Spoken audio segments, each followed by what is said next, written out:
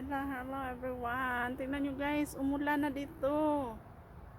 Yan. Hala. Akala ko ano yung maingay na umaano sa bubong. Yun pala ulan. Oh wow. Maulan dito guys. Maulan na hapon. Yan. Yan. Ang ulan guys. Oh. Yan, nandito ako sa may bintana namin, tinignan ko yung ulan. Akala ko kung ano yung maingay.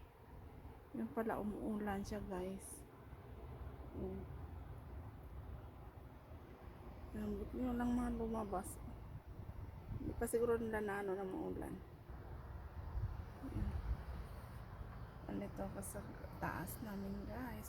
Kaya pala sabi ko kumulimlim. Bakit ang dilim sa loob namin? Hindi kasi ako nag-open ng ilaw. Sabi ko, bakit ang dilim? Yun pala, umaambon pala, yung umuulan siya. Kumilimlim yung panahon.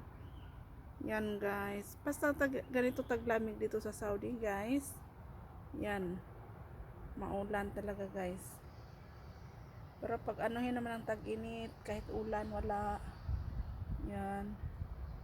Ang lakas ng ulan. Yan ang dilim sa langit.